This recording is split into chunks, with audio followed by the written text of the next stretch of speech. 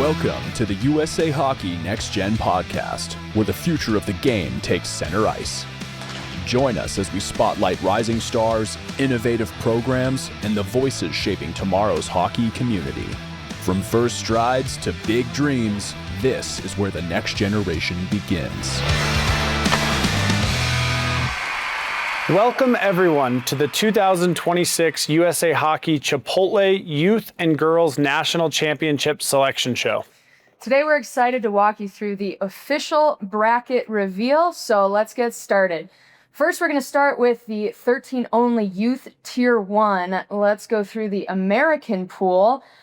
Right out of the gate, we're going to start with the Minnesota Lakers. They are the Minnesota affiliate representatives. They enter as a top national contender with speed, skill, and proven tournament performance. Next up, representing the Atlantic District, we have the New Jersey Rockets. They bring a fast, skilled group with strong puck movement and a high-tempo style. From the Southeast, we have the Nashville Junior Predators. They bring a lot of energy, speed, and a competitive, high-effort style of play. We then have the Boston Junior Eagles. They're a top Massachusetts program known for elite development, strong structure, and consistent national level success. Out of Northern Plains, we have Team North Dakota. They bring a lot of grit, discipline, and a strong team identity. And finally, from New York, the Long Island Gulls. They bring strong team chemistry, puck movement, and high-level execution. Drew? Now we're going to talk about the teams competing in the national pool, starting with Mid-Fairfield, a New England powerhouse known for elite skating, strong systems, and a deep and talented roster. Then from Michigan, we have Little Caesars. They're a premier Michigan organization recognized for depth, skating strength, and a long tradition of excellence. Out in California, we have the LA Junior Kings, a Pacific District force known for pace, creativity, and strong offensive instincts. Then we have the Pittsburgh Penguins Elite. Representing the Mid-Am, the Penguins bring a high-end talent of speed and strong coaching. From the Midwest, we have the St. Louis Blues. They are from the Central District. The Blues arrive with a competitive, disciplined roster and a balanced game at both ends of the ice. And then we have our local Okanagan hockey program. They are representing the Rocky Mountain region. Okanagan features strong development, a high-tempo play, and coached by former NHLer John Mitchell. Richie, this is a tough pool. Can you tell me a little bit about what you expect to see? Yeah, so the thing about the 13 only pool is the 12 teams. It's a different setup from the rest of our nationals, and each team in the pool will play 5 preliminary games. You don't get that elsewhere. And what typically happens, hopefully, if we set it up right, the top 2 teams should potentially be undefeated to play each other in the championship game, and then the second 2 teams will play for the bronze medal. But there's obviously the Lakers undefeated this year, and probably the number 1 seed coming into this. Mid-Fairfield, you mentioned, an absolute powerhouse coached by Daniel Ward. She's had these most of these players since Mite, so that's something that's unique. They went to the Brick tournament together. They won the Pee Wee Quebec tournament. So a strong culture. She does a really nice job there in terms of developing that team. Obviously, they've added some pieces on, but they haven't played Minnesota this year. So I see those 2 maybe playing in the finals. But with, I think the New Jersey Rockets might have something to say about that. A player on their team, Kellen Fitzgerald, super strong player, will be, hopefully with this club for a long time. And then obviously you can't count out the Caesars. A strong club coming out of Michigan. So we'll see what happens, though. I love the setup of the 13 only the tournament. It's very pure. A lot of local players. You don't get to the recruiting yet. Most of these players are from that area, so it's gonna be cool to see. That's fantastic, and I love that you've got a woman coaching a youth team. That's a fantastic thing. We don't see it very often, but really, really cool. And for them to be as competitive as they are, it's really great to see. So good luck to all of those 12 teams that are competing in the 13 only Tier 1 division. And now let's go to the official bracket reveal for the 14U Tier 1 youth division. Let's get to those matchups. All right, so starting with the USA pool here at the 14U Tier 1 USA pool, is going to be started by the number 1 ranked Pittsburgh Penguins Elite program. They are going to be playing the number 9 Boston Junior Eagles. And then the number 8 ranked Dallas Stars Elite is going to face off versus the number 6 team North Dakota. Now we're going to bring in a coach, Trevor Edwards, from the Pittsburgh Penguins Elite program. Trevor, thanks for coming on. Congrats on making the national tournament. Thank you. Appreciate you having us. Tell us a little bit about what we can expect to see from your team at this tournament. Offensive-minded, hardworking team. Very aggressive in nature. Just a lot of depth. Team that just loves to play. Love that. And Trevor, I guess one of the things I'm always curious about, it's as a coach, you want to try to keep your team very level and neutral, but it is a massive tournament. How are you preparing your team mentally just to be able to play at that stage? Yeah, we've been training all year to be able to kind of stay focused on playing our style when the moments are big. So making sure that we can, have good details, talk to each other under pressure, make plays in high competitive environments. We're fortunate that we play in a really tough environment on a regular basis during the year. So we've seen a lot of these teams and had to play big games against them. So, I think that the environment, while, it's obviously, the pinnacle of our season, we have been battle tested in those environments throughout the year. You guys have been playing some great hockey as of late, but what do you think the biggest improvement your team has made since the start of the season has been? The group itself, I think we've become much more dangerous as a 5-man offensive unit. So I think maybe early in the season, it was maybe a little more forward driven and on the rush. I think that over the course of the year, we've been much more active in the offensive zone and harder to defend. And I think that we're a team that, has evolved our game from maybe just a quick strike offensive team, but one that can also score in possession in the offensive zone. Obviously, it takes an entire team to be successful in any big tournament, especially at the national championships. But who are kind of the key guys that you're going to be leading on to lead the way for your group? The number one strength of our group is our depth. So it is kind of at times tough to pick out, one or two guys. I think on the back end, Cameron Pelly has had a great season for us. And I think you can see the stat lines speak for themselves, but he's a two-way defenseman that drives a lot of play for us. We've got a couple guys up front, Braden Pearsall and Jack Carlson, D'Angelo Flume, all of them drive a lot of offense. Cameron Klein is a really big power forward, along with Lucas Jones. So we've got kind of a mixture of guys, big and small, but I think we're a team that's going to come at teams with a lot of different guys throughout the course of the tournament. Well, we look forward to watching you guys there. Best of luck, and thanks for doing this. All right, thanks, guys. Now we're going to flip it over to the other side. Here are the teams competing in the Olympic pool. Starting with the number 2 ranked Shattuck-St. Mary's. They're going to face off versus the number 10 ranked Oakland Junior Grizzlies. Then we have the number 7 ranked Islanders Hockey Club East versus the number 15 ranked Florida Alliance. Now let's transition to the teams competing in the NHL pool. So we first off have the number 3 Little Caesars going up against number 11 Philadelphia Junior Flyers. And then we have the number 6 seed Chicago Mission going up against number 14 the LA Junior Kings. And finally in the Liberty pool, we have the number 4 Junior Mounties out of Rhode Island going up against the number 12 Ohio Blue Jackets. And finally, the number 5 New York Saints going up against the number 13 Palmyra Black Knights. So, Richie, lots of really good teams in this division. What are your thoughts here on 14U Tier 1 youth? Yeah, so different from the 13 only, now you have 16 teams, right? So you'll have 12 representatives from each district, and then you have 4 at-large teams, which is kind of new, I would say, from when we were playing youth hockey. But we have 4 at-large teams that did not make it through their district, but showed a body of work that we felt deserved them to be in nationals to represent their area. But again, from Trevor Edwards, Pittsburgh Penguins Elite, probably one of their stronger 14 teams that we've seen in a while. They were 35-4 versus top 25 teams. Shattuck's always a powerhouse, just kind of like one of the blue chip names that you're going to see in a lot of the other divisions. One team I'd point out is the Palmyra Black Knights, just outside of Hershey.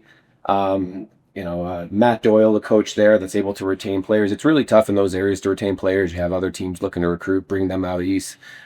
You'll start to see some more prep schools in these age groups, and then obviously the older age groups. But he was able to build a strong culture there, and Palmera was able to upset the Philadelphia Junior Flyers. They might not think it was an upset, but just based on the rankings, it kind of was. But I'm excited to see them there. And again, you have your 4 at-large teams. You have Boston Junior Eagles, Oakland, Philadelphia Junior Flyers, and Ohio Blue Jackets. So good spread. I'm excited about this division.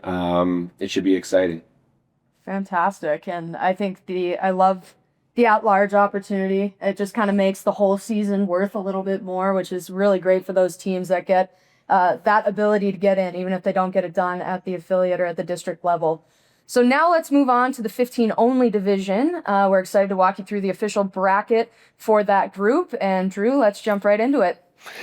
Here are the teams competing in the USA pool, starting with the 15 only USA pool. We have my old team.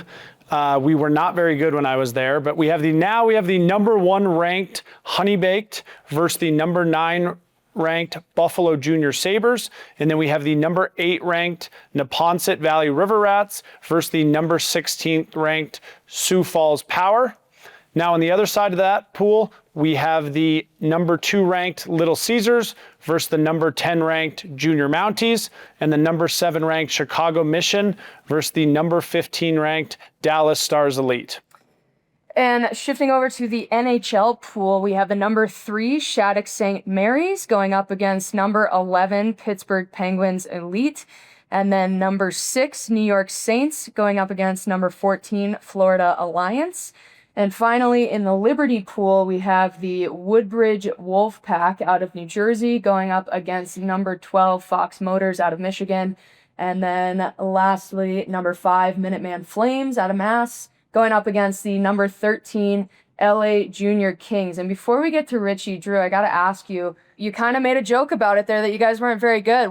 Tell us a little bit about your journey to nationals, or your attempted journey to nationals. Yeah, well, there was no journey to nationals for us. I think we might have been the only team that probably 90% of our players had already committed at that time to play Division I hockey. And that was back when I was playing, and there was no at-large bids. There was no host got an opportunity to play. So we had to win a really tough state tournament. We ended up getting upset in the final game, and that ended up sending me back to Denver, Colorado. So I did not have a nationals experience. Now, I think you went there all 4 years. I did, which was a great time, especially being the team from out west. I played for the Colorado Select back in the day, and it was a great experience for us. We got bronze a couple of times, which as a Western club was a pretty surprising thing back then. And it was fun. Got to battle with Amanda Kessel, Brianna Decker. I remember so vividly playing against the Shattuck team, and just a really great experience all around. So I'm sorry you didn't get to have that, bud. Well, now the Rocky Mountain Division has so many great programs and teams, but I think when you advanced, there was only one team. Yeah, I mean, it's tough for me to talk about because I played in Colorado, even though I was from Arizona, and it was predominantly us, Arizona, and then there was a Texas team that would be in there on occasion. And those were pretty blowout scores back in the day. But I tell people that now, I'm like, it is so cool watching, at least on the girls' side, how tight it is when they compete at the district tournament. And I think on the boys' side too, like the parity in the Rocky Mountain, and I think just out west, the Pacific as well. Like it's incredible. So Richie, we've talked enough. Let's hear from you about this division and everything going on in 15 only. Yeah, and I think you said something. It was a great experience. I think that's what we're trying to provide, and that's what led to the at-large, right? You lose, and maybe you have a tough game championship. Yeah, we were the best team. We should have been in the national tournament, yes. So you kind of get to revive, and sometimes I think that's good for some of these teams. We've had at-large teams win nationals. Yeah. There was 1 year, 3 years ago, where all 4 teams at each level was a national championship. So it works. We do a lot of work to try to find the best team. This year it was extremely tough. But like I said, Little Caesars right here could be a number 1 seed in our ranking systems. They were number 1 overall, but HoneyBaked, obviously a strong team. They were kind of 1 and 2 all year. But HoneyBaked knocked them off. They were up 3-1 in their state championships, and HoneyBaked come back and came back and got the nod. So hopefully we may see them again in the championship. I think it'd be pretty cool.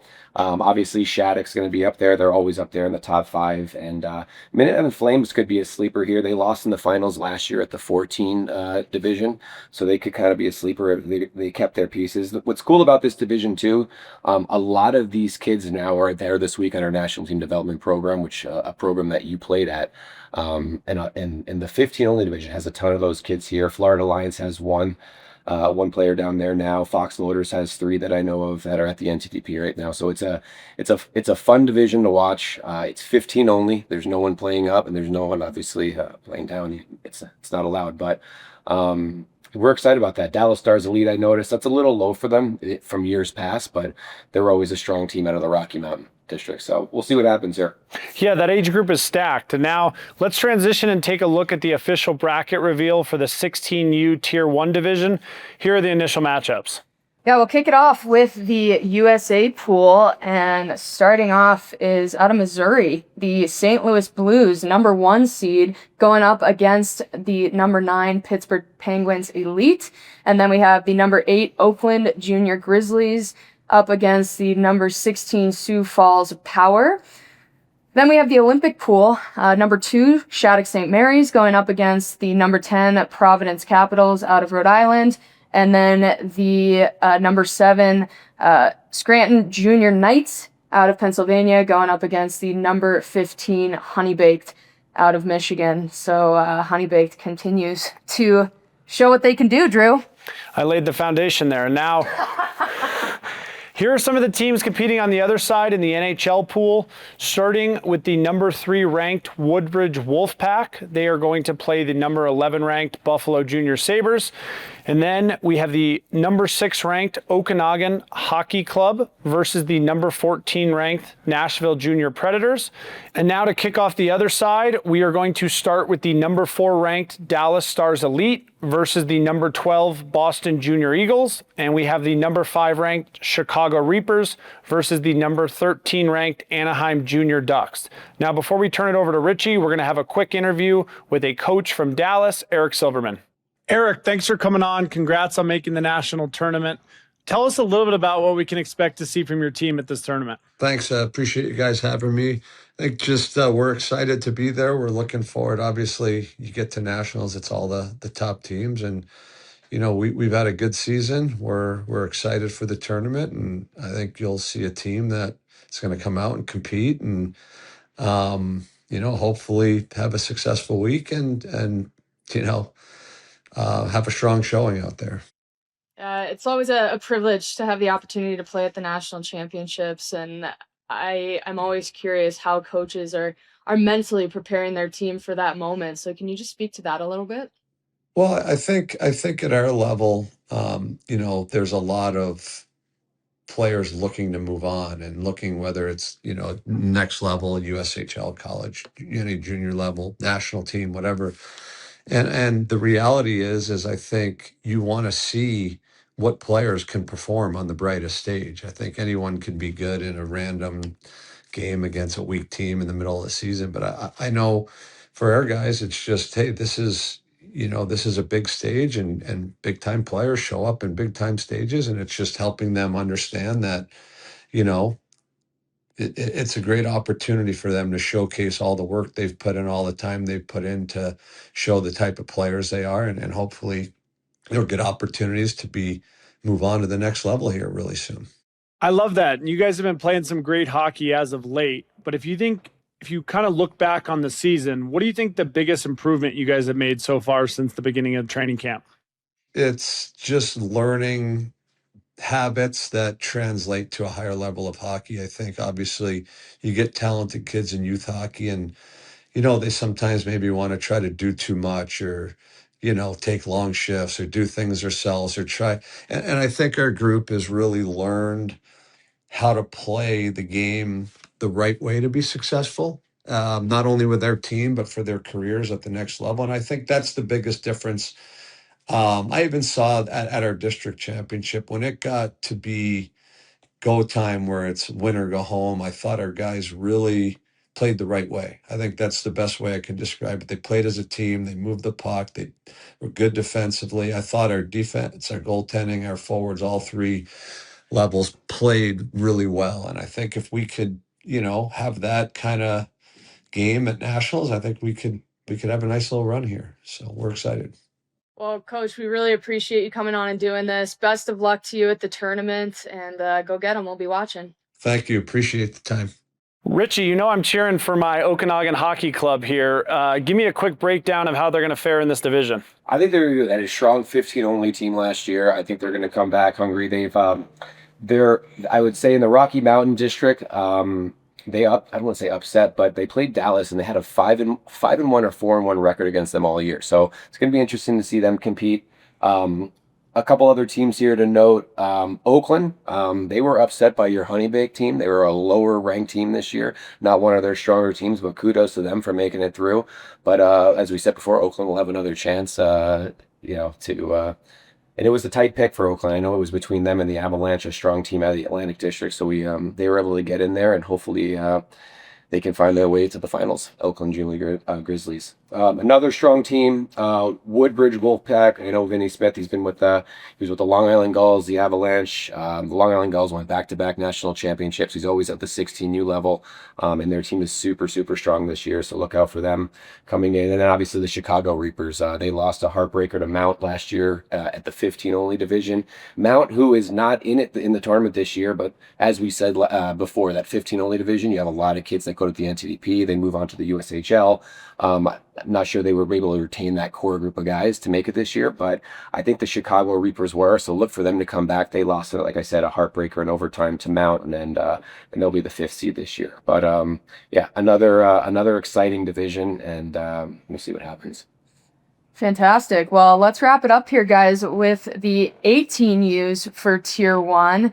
And that official bracket is going to start with the USA pool, Drew. So why don't you kick us off? All right. Well, starting off with the strong number 1 seed, Culver Academies is going to be matching up against the number 9 ranked Mid Fairfield. And then the number 8 ranked Neponset Valley River Rats versus the number 16 ranked team all the way from Alaska, Team Alaska. Now, before we get to the other side, we're going to flip it over for a coach's interview with Kevin Patrick. Kevin, congrats on making the national tournament. Let's start off by having you tell us a little bit about what we can expect to see from your team. Yeah, no, thank you very much. We're excited to be part of such a great field. Excited to, the other 15 teams. Culver Hockey is, we like to bill ourselves as disciplined, structured, fast, and hard. Fantastic. This is obviously the biggest tournament of the year. This is what everybody's working for the entire season. What are you doing to mentally prepare your group just to be playing on that stage and be ready to perform? Yeah, I think it's what we've been working on all year, is to focus on our process, our daily, day-to-day process towards being the best team we can be at this stage of the season. It's been daily practices, daily off-ice training sessions, the mentality of the group. We have 7 returners that lost in the semifinals of the national tournament last year that are carrying that lead and what it looks like. And so, hey, the only thing we control is our practice today and how we get better today. And I think that mentality and focus on our process is really what has made us successful all year long. Coach, you guys have been playing some great hockey as of late. What do you think the biggest improvement as a team you guys have made since the start of training camp? Yeah, consistency, I think, is the biggest thing. There are times when we have not played our best. It's due to inconsistency within our structure, probably more than anything. And when we're structured, when we're playing connected hockey, our group is really hard to play against. And so I think we've been much more detailed in our structure and how we want to play, especially since coming back from the winter break holiday in January. Coach, you kind of alluded to this with those 7 returners and just the motivation that they have, but are there a few key guys that you're really leaning on to lead the way for your group at the tournament? Well, it's one of the nicest things we have is we have good depth, but we've got some players at the top of our lineup that really drive things for us. We've got a line that has Austin Breckelmans and Blake Manning on it, our top two scorers. Philip Shagorodsky centers that line, and then we've got a line of returners with Max Davis and Patrick McSherry. Those are two returners who are up there in scoring, and we've got a first-year player in Cam Hodgson, that really provide a real good offensive punch for us up front. And then we've got two returning D, John Crawford and Tobias Tilley, that, as I say, as returners have been driving it on the back end. And then finally, we've got a goalie tandem that's given us great minutes all year. One's played 23, one's played 22 games. They've done a great job carrying the load on each weekend. And so, that's where our depth, from forward all the way back to the back end and goaltending really gives us a great chance. You guys are going to definitely be tough to beat with all that depth, and we look forward to watching you guys. We're cheering for you, and good luck in the tournament. Well, thank you so much. Just want to wish everybody well. It's going to be a great tournament. It's the best time of year, so thank you. Now to round out the Olympic pool here, we're going to start with the number 2 ranked Boston Junior Eagles. They're going to be playing the number 10 ranked Team Maryland. And then we have the number 7 ranked Yale Junior Bulldogs competing against the number 15 ranked Buffalo Junior Sabres. Shifting over to the NHL pool, we have number 3, Shattuck-St. Mary's. We've heard that name a lot as we've been doing this show, going up against the number 11 Fox Motors. And then number 6, the Northern Connecticut Nor'easter, going up against the number 14 Philadelphia Junior Flyers. And finally, in the Liberty pool, this is probably the one I'm cheering for, you guys. Number 4, St. Louis Blues going up against the number 12 Sioux Falls Power. And then number 5, New Jersey Rockets going up against the boys from the desert, the number 13 Phoenix Junior Coyotes. All right, so Richie, the oldest group in the bunch. That's right. I think that, at least from my experience watching, the 18s is always kind of an interesting one because we talked about people leave for prep school, they go to the NTDP, and I think it just kind of opens things up for different teams to emerge. It does, and you'll see, if you notice, you'll see some different teams in here. Neponset, Yale, and Northern in particular. There are all 3 at-large teams, but they're split-season teams. And what that is, a lot of these teams, they'll have their district championships in November, the end of November, and a lot of these kids will go off and play prep school hockey. So they play a smaller amount of games, and then they'll come back and compete in nationals. Very good teams. Northern Nor'easter, for instance, 14 of those kids play for Avon. So they'll go on and go through that process in New England and hopefully come back. So they kind of stay a team. Some of them, I know Yale is kind of a mismatch of teams of Chode and Kent and what have you, but very strong teams that come out of the splits from the New England and the Mass area. Culver had a stellar year. They were number 1, not all year, but they took it over from Shattuck. I can't remember when Shattuck wasn't the number 1 in 18. They've been so dominant. They're back-to-back national championships. I'm sure that they're definitely coming with a stronger team, but this is the first time I haven't seen them in a long time, not the number 1 seed. So it's going to be great to see. I know Culver and Shattuck battle all year. Rockets are another strong team from the Atlantic District. They were upset by Philadelphia Junior Flyers in overtime, so they were able to get an at-large bid, but they're always a strong team from the Atlantic District that can make some noise. So it's going to be a good division to say. Like you said, it's hard to retain those players. A place like Culver, a strong academic school, is able to do that and want kids to graduate from there. But it's they're a strong team. Kevin Patrick does a fantastic job there.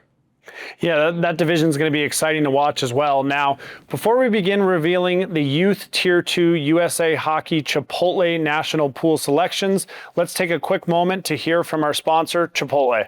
Chicken Al Pastor is back at Chipotle, where fire meets flavor, where heat meets pineapple sweet, where chicken meets the sizzle of the grill, and where fans meet their favorite. Chicken Al Pastor, where fire meets flavor. All right, welcome back to our youth selection show. Thank you again to Chipotle for being the sponsors for the National Championship Tournament.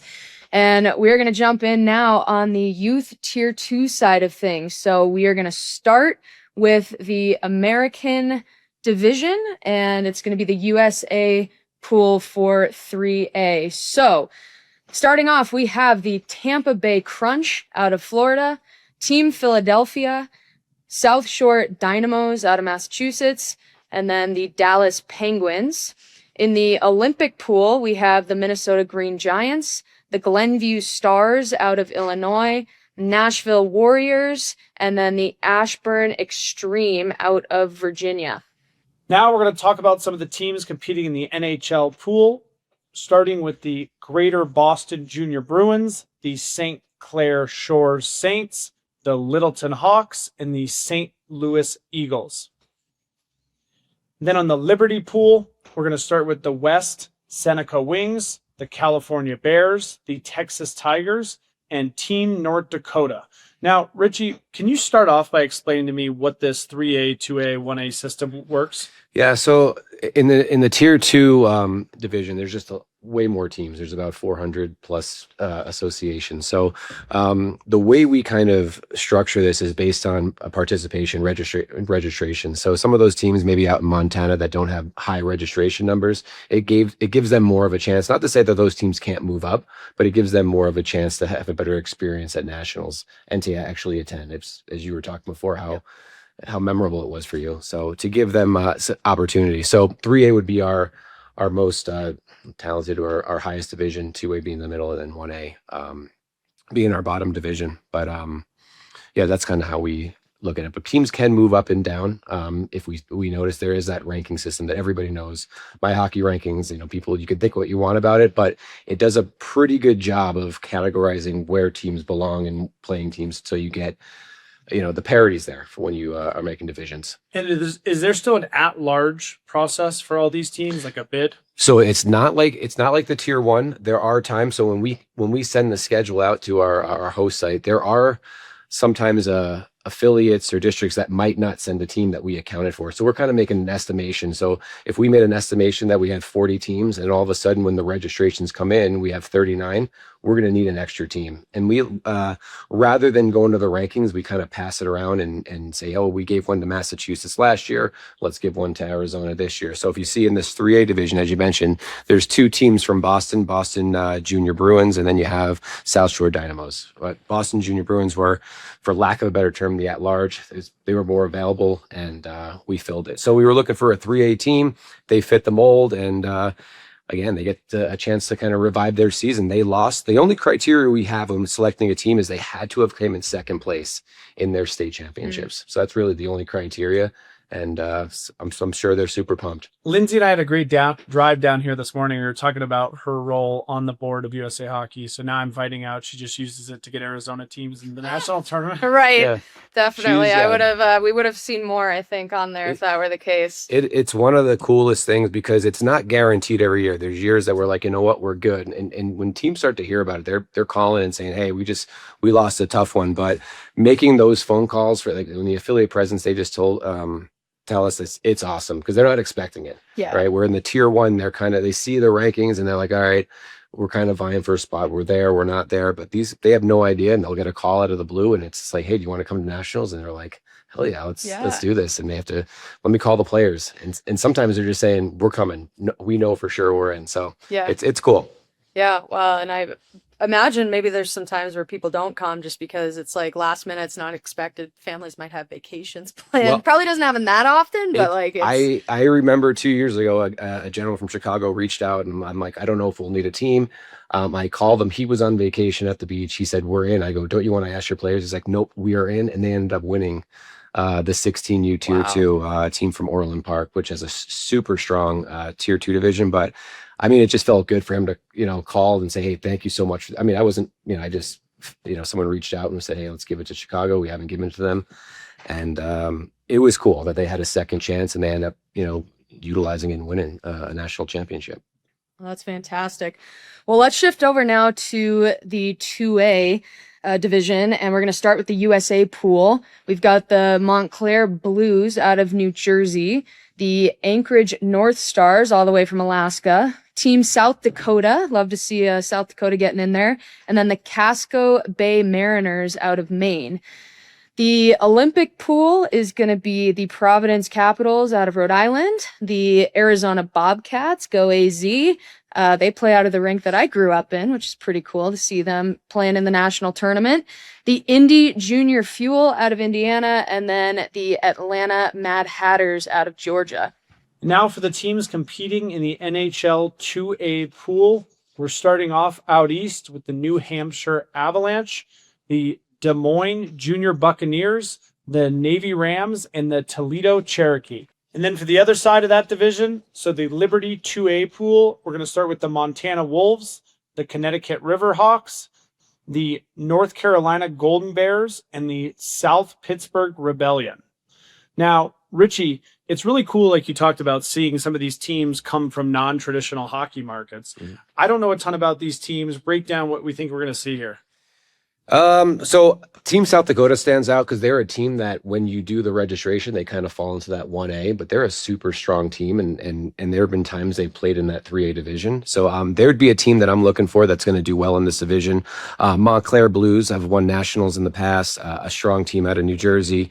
The tier 2 in the Atlantic District is really, really strong. And there's some pockets around the country, that Illinois being one of them, Florida, California. So, and what you'll notice is it's not done by seeds, but we do try to, based on the ranking, to, when you're building a tournament, your goal is to get the top 2 teams to play in the championship. So we kind of place teams accordingly that we think is going to be a strong, or, give them the best chance to get to the finals. But, and the fact we try to split it out, because a team from Montana will never usually during the season play a team from Connecticut. So based on hey, let's have a cool experience. You don't want to travel somewhere and play the same team that you've played 4 or 5 times. There's a tweet actually that went around after the Olympics that, you travel 4,000 miles for, to play your neighbor is the most youth hockey thing we've ever seen, which was kind of funny, but that we're trying to avoid that, right? We're going to look at this and we will move teams around based on where they are geographically. So we get matchups that have never happened before. And I love that. I mean, I think when you look at the tier 1 side, you do end up going to tournaments and you play teams multiple times throughout the season, which is, nice in the sense that you get to kind of understand your competition and build off of that. But I do think that's something that's so special, is a lot of these teams, they come from all over the place. They play a little bit more regionalized, and to be able to see teams that they've never seen before, I think just adds to the experience on the tier 2 side, which is awesome. So let's wrap up here with the 1A pool for the 1A division for the USA pool, kicking it off with the Utah Junior Grizzlies, Team Wyoming, and then the Vegas Junior Golden Knights. And then for the Olympic pool, we have the Kansas City Scouts, the Charleston Junior Stingrays out of South Carolina, and then finally the Atlanta Phoenix. And then for the teams competing in the NHL 1A pool, starting from Vermont, we have St. Albans. Next, we have the Fremont Flyers, the Oklahoma City Blazers, and then on the other side of that, from the Liberty 1A pool, we have the Snow King Junior Thunderbirds, the Portland Junior Winterhawks, and CDA Hockey Academy. Now, Richie, are the Portland Junior Winterhawks, are they affiliated at all with the Western Hockey League, or does that have any kind of development kind of resources that those kids are able to use? That's a great question. I'm not too sure. I know obviously if you're using their logo and jersey, I'm sure there's some kind of connection. It's similar to the NHL connection around the country. It's different everywhere what that means. Some of it say, hey, you can wear a jersey and that's it. And some teams are a little more invested. I'm not sure the connection that they have, but Portland, they have won before, and we're glad to see them back. It's one of those names you start to see a lot of the same names, and what that tells me at the tier 2 level is they have a strong development model that's going on there. That you start to see the same teams show up even at tier 2 nationals. This is a 12-team division, and different than the 13 only where you had 6 and 6. This is where they kind of play cross division, and the nice thing about it is they still have quarterfinals. So you have 12 teams, 8 are making the quarterfinals. So you have a really, really good chance to move on. So that's fantastic for some of these teams. And this division has grown. In past, we were at 8. We're at 12 teams now. The hope is to get to 16. So we're looking for some of those markets that we usually don't get teams, like a Mississippi, Louisiana. Yeah. If you guys can, build the market, there's a spot for you for nationals. And we'd love to see some new teams here, because this thing is, the tier 2 is just an absolute beast of a tournament, as you see how many teams are here in just, one age group. So, well, and I can add, I think, a tiny bit of color to your question, Drew. I spend a lot of time in Portland. I go there every summer to coach the girls out of those rinks. But one of the cool things that the Winterhawks have done is they've actually bought one of the other rinks in Sherwood, and they now manage multiple facilities. I think they do have some former players that have come back and tried to coach and be part of their player development. So I definitely think they're trying to continue to grow it in Portland. It's a market where they don't have a ton of ice, but obviously having the WHL team there certainly helps, and I think just inspires kids to play hockey. So fun to watch those guys, and hopefully they do well. We actually have a back-to-back champion. It's the Nebraska team, the Warbirds. Where I don't see them on here. There is a Nebraska team, the Fremont Flyers, but we were hoping to possibly see the Warbirds back to go for the three-peat. Where are you, Warbirds? Hey, you know what though? You want that. You want different teams making it in and more opportunity for everybody. Mm-hmm. So that wraps up the 14U Tier 2 youth group. Now let's pivot to the 16U Tier 2, and we're going to start with that 3A division with the USA pool. We're going to kick it off with the Niagara Junior Purple Eagles out of New York, the California Bears, Team Ohio, and another Arizona Bobcats team getting the bid for that pool. Next, we have the Olympic pool, starting with the Texas Tigers, the Pittsburgh Vengeance, the Anaheim Junior Ducks, and then the Chesterfield Falcons out of Missouri. And for the teams competing in the NHL 3A pool, we, starting from the Midwest, have the St. Louis Sting, the West Michigan Varsity, there you go, Lindsay, your bidding work, the Junior Coyotes, and Team Philadelphia. And for the teams competing in the Liberty 3A pool, we have the Naperville Sabres, the Boston Junior Huskies, Allegheny Badgers, and Team South Dakota. All right, Richie, we are now into 16U. So guys getting a little bit older, and some, again, different teams popping up here, different organizations. What are your thoughts on this 3A division for Tier 2? So last year, this was won by a Florida team, the Golden Wolves. This one, really, it's anybody's tournament. I'm always surprised. Again, I keep on referring to the rankings, so we do utilize them a lot. That they do a good job in terms of identifying the teams, but you'll see a team that's like 40 or 50th like that win this division, no problem. And there's just not as much interplay that there is in Tier 1. So it's really anybody's match. But teams that stand out that I've seen at Nationals a lot, Texas Tigers are one of them. Team Ohio has always had a strong team. Naperville, as I said, Illinois is always, they just do such a good job at their Tier 2 level. So they're always a contender at all these nationals in the 3A division, just a staple in that 3A. But again, I'm looking at some teams that possibly jumped up in this division, but you do see the team South Dakota. I mean, that's a small market from some of these other ones. So that team must have been pretty strong for us to move them up to the 3A. Awesome. Well, let's now transition over to 2A for Youth 16U, and we will kick it off at the USA pool. First, we have the Spokane Junior Chiefs, the Reston Raiders out of Virginia, the WEHL Southeast out of Wisconsin, and then the Princeton Junior Tigers out of New Jersey. Next, we have the Olympic pool, and starting that one off is the Junior Steelheads out of Idaho, the West Haven Blue Devils from Connecticut, the Minnesota Lakers, and then the Jacksonville Junior Icemen out of Florida, which I actually did a camp out of their rink. They have a gorgeous facility down there in Jacksonville. Now for the NHL pool in the 16U Youth Tier 2 2A division, we have the Nashville Geopredators, the Littleton Hawks, Maine Evolution, and the Raleigh Raptors out of North Carolina. And for the Liberty 2A pool, the Anchorage North Stars, Montana Wolves, Utah Junior Grizzlies, and the Maryland Junior Black Bears. Now, I assume my Littleton Hawks are going to run away with this one. No doubt. And they always have strong teams, Littleton Hawks. For whatever reason, we have them in the 2A, but we'll make sure we get them up in the 3A for you next year. But they've always done pretty well. Well, they got that brand new facility they're able to skate out of. I think the one that I grew up playing at got knocked down, and now they have a beautiful facility. So you're an ex-Hawk. Yeah. Oh, nice. Yeah. Well, my brothers, all of us played there. A lot of great memories there. And kind of before they had AAA in Colorado, that was pretty much the top Tier 2 program that you could play out of. Interesting.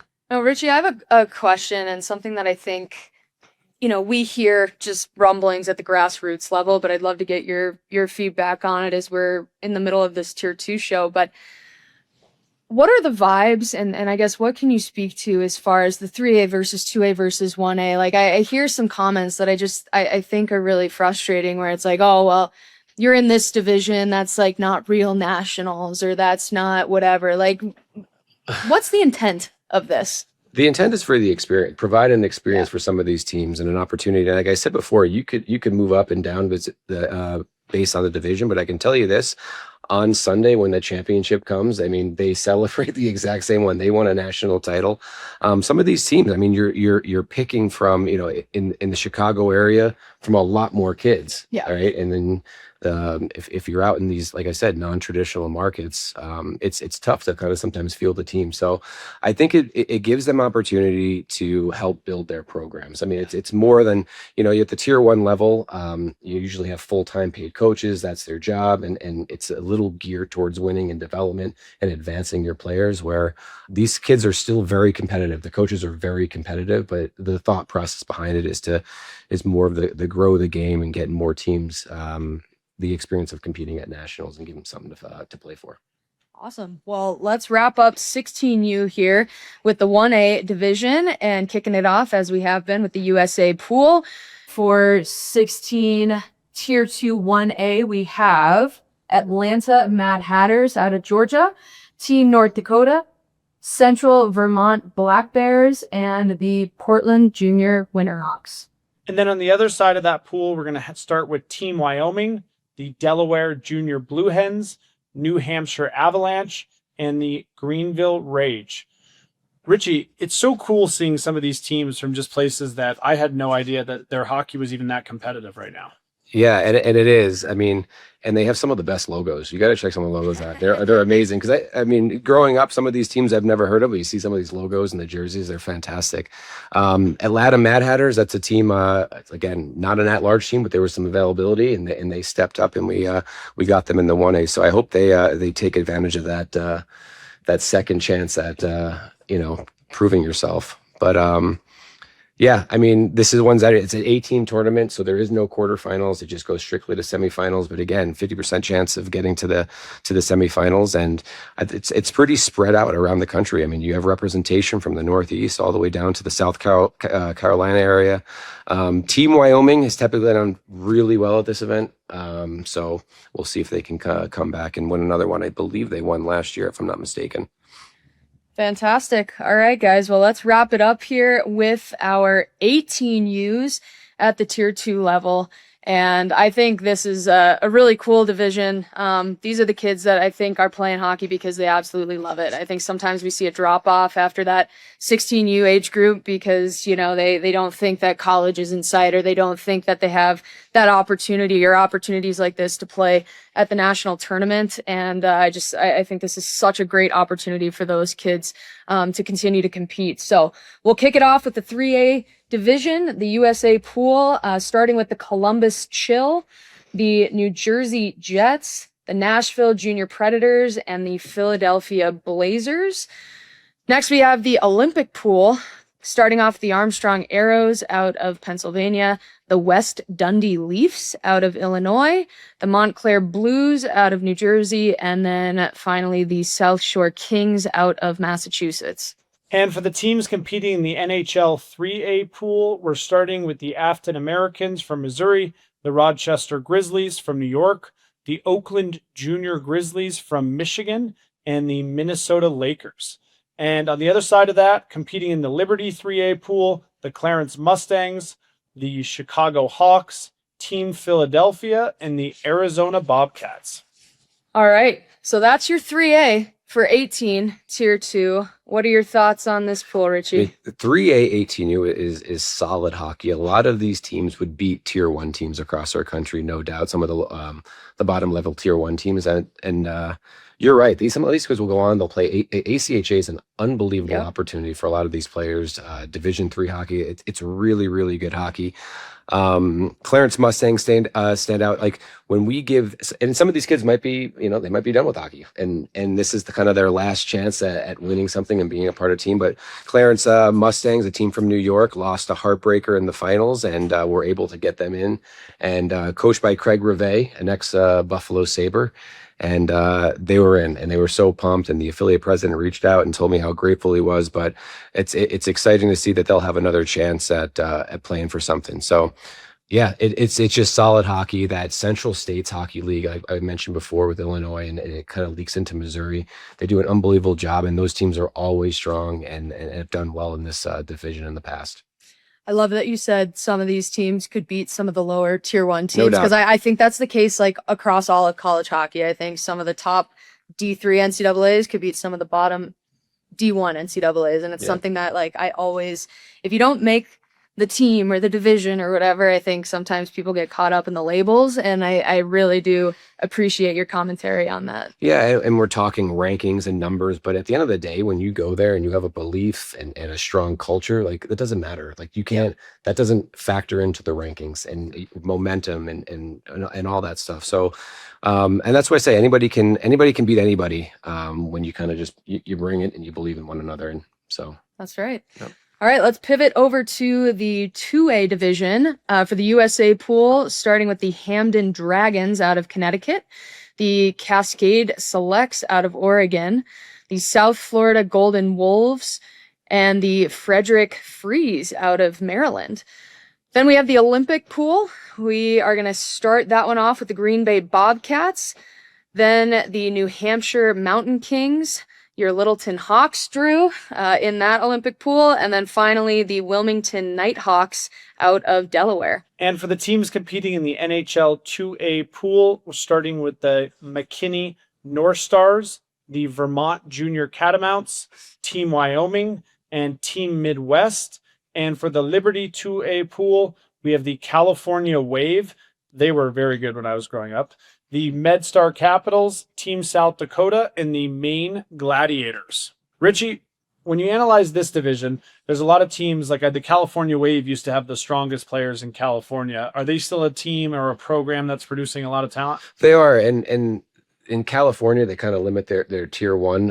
In some areas of the country, it's just an influx of tier 1 teams. And I think the places that don't do that have a stronger tier 2 model, and those kids are able to develop in those programs. And if they want to advance and jump into that tier 1, they can. If they want to stay and just grow their game longer in the tier 2, they can. And in California, and the California Wave do a fantastic job with that.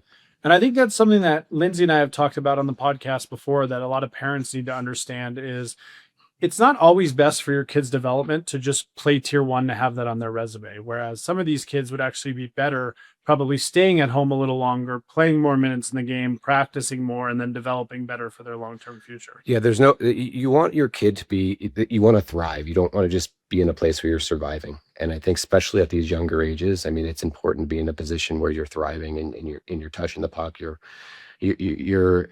involved more, because you can get some of these higher level teams, and I mean they're ruthless. Some of these people, like they're in it to win it, and whether you agree with it or not, that's what they're doing. So it's not always about playing for the best team or chasing that, because that's not always the best for your child. And I think it affects kids' confidence a lot too. Like you see a lot of kids lose their confidence at 12 or 13 years old because they try and play maybe at too high of a level where they'd have a lot more enjoyment of the game and just be able to play a lot longer in their career if they kind of stayed in a better situation at a younger age. I mean, playing and when you don't have confidence, it's really hard to perform. So confidence is a big factor. Your support cast is huge from your parents, your friends, your coaches, and just kind of playing like carefree. I think when you're playing carefree is when you're at your best, and being in that kind of culture and that environment, I think that's when you're able to produce.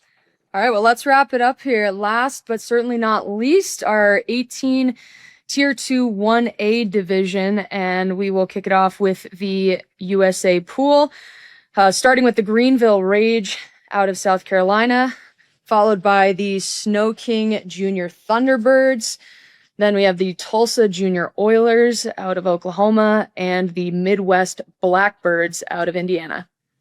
And for the teams competing in the USA 1A pool, we have the Alaska Oilers, the Ogden Junior Mustangs, Atlanta Phoenix out of Georgia, and the Carolina Junior Hurricanes.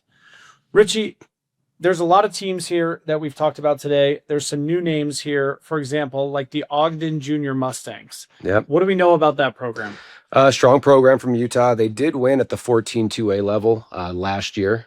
So strong program out of Utah. I think you'll see with the new NHL team there and the money that's flowing in there with the rinks. I mean, you're going to see a lot more players come out, obviously, out of Utah. You got to bring it up. Was that her? Oh, yeah, I'm sorry. It's fine. No, Yeah, I'm excited. that's I'm happy to see. I'm happy to see the growth and the influx for Utah. I know.